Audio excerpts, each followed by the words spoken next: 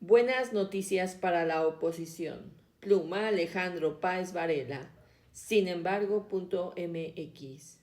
Durante mucho tiempo, por las razones que sean, generar un proyecto de nación ha sido un dolor de cabeza para los diversos grupos opositores en México. En septiembre de 2023, con Xóchitl Gálvez como candidata, Jorge G. Castañeda escribió un texto memorable que tituló No distraerse en pendejadas.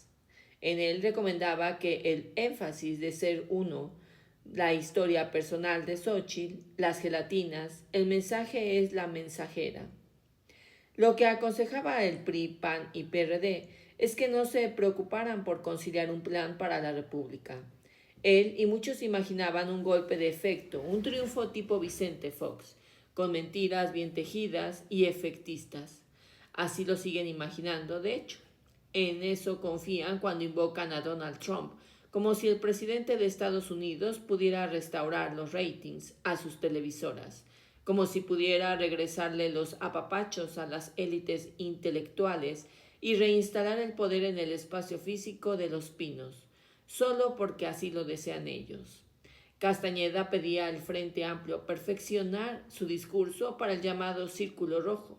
No se trata de un plan de gobierno completo, ni de la estupidez de un proyecto de nación, pero sí de 3 o 4 ideas básicas, de preferencia sobre seguridad, educación, salud y crecimiento, nada más, que pueda machacar en cada uno de los eventos o las entrevistas dirigidas a esa audiencia, sin confundir nunca a los destinatarios.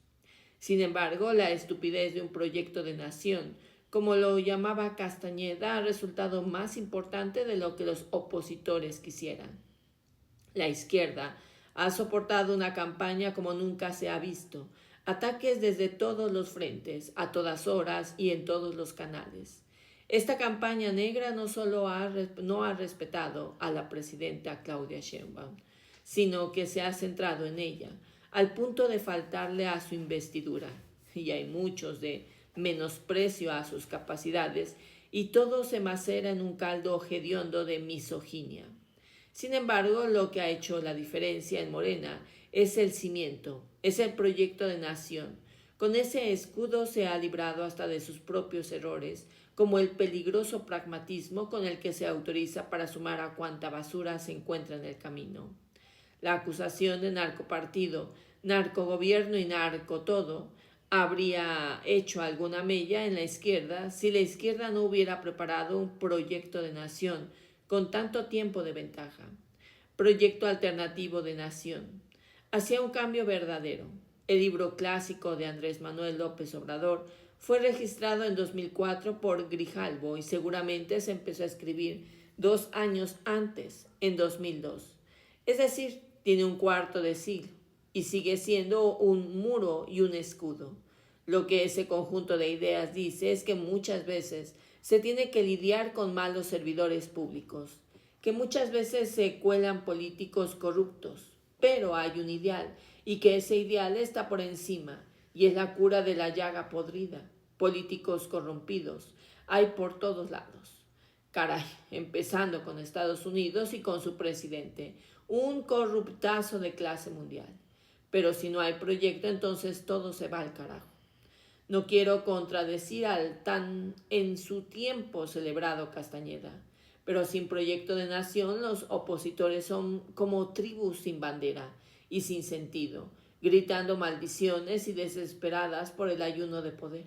O mejor aún, los imagino como multitudes de zombies en un centro comercial abandonado de alguna escena apocalíptica, oliendo cerebros a la distancia y dando gruñidos porque no tienen acceso a ellos. Pero todo eso ha cambiado dramáticamente. El liderazgo de facto de Ricardo Salinas Pliego sobre la oposición mexicana, la consolidación de TV Azteca como órgano de difusión y de su movimiento de ultraderecha y el movimiento mismo han permitido dar un paso al frente.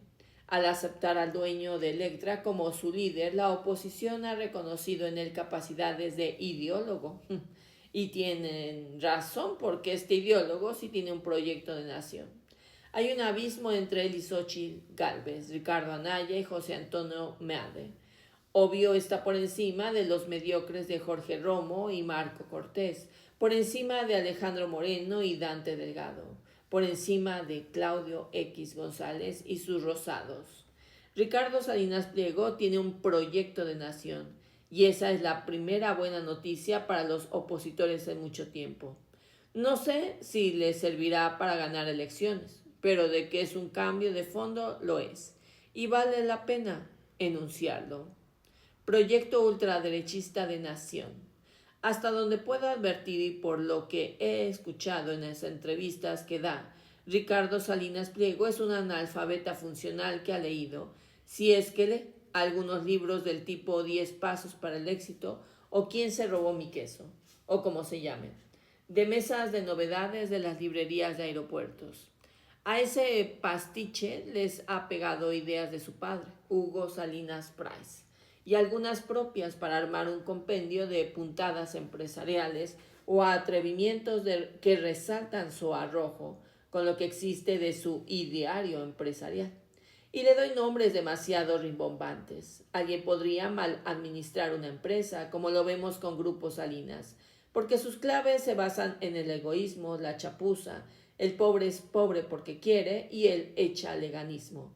Fuera de eso hay poco rescatable, pero lo suficiente para un proyecto de nación que represente a todos los opositores. Digo, antes de los abonos chiquitos no había nada. Lo que aporte don Ricardo se volverá un todo. Algunas de sus ideas, las que defienden con mayor ahínco, sí dan para alterar tanto al presupuesto de egresos de la Federación como la ley de ingresos. Si Salinas Pliego ganara la presidencia en 2030, Alejandro Moreno Cárdenas, Jorge Romero y Claudio X González o cualquiera que quede como secretario de Hacienda tendrá que estar negociando con la nueva legislatura del Senado y de la Cámara de Diputados. Desde agosto, un primer presupuesto que refleje sus ideas. De aquí nacen dos cambios importantes que son la base del pensamiento TV azteco. 1. Adiós a los impuestos. Tendrán que cambiar la Constitución para permitir la condición de impuestos primero y posteriormente hacerlo ley. Eliminar los impuestos ha sido el grito de batalla de todos ellos. Sin esa promesa cumplida no hay Salinas Pliego. Yo creo que lo hará o lo debe hacer si gana la presidencia. Ahora la recaudación del 10.19 millones de pesos y los impuestos principales aportan 5.83 billones de pesos del total. Ese dinero hace funcionar absolutamente todo un país. Salinas Pliego tendría que buscar la manera de compensar ese boquete. Eso nos lleva a la siguiente y punto grueso de su ideario: el fin de la seguridad social. Lo ha predicado por años y sus seguidores como Vicente Fox lo apoyan. Adiós a los programas sociales es adiós a los programas sociales. No se negocia lo que reparte bienestar entre los mexicanos, niñas, familias, mujeres, adultos mayores principalmente, significan 1 billón de pesos. La pensión para adultos mayores y las becas educativas son los rubros principales de este gasto y tendría que recortarse de tajo. Pero aquí hay un problema. Terminar con el gasto de bienestar como tanto sueña compensa apenas el 10% de 10.19 millones de pesos en recaudación total, o 20% de los impuestos principales que aportan 5.83 billones. Lo que el empresario deberá hacer es no recortar los impuestos a todos. Tendrá que ajustar el beneficio solo para los grandes empresarios. Las grandes contribuyentes de México aportan más del 52% de todos los ingresos tributarios del país. Ni recortando todo el gasto social se puede compensar lo que aporta al Estado. Entonces el beneficio de no pagar impuestos se debe otorgar a menos empresas y empresarios, a la élite empresarial. El gobierno federal calcula que los programas para el bienestar benefician de manera directa a 42.8 millones de personas que reciben uno o varios apoyos gubernamentales. Parte 1.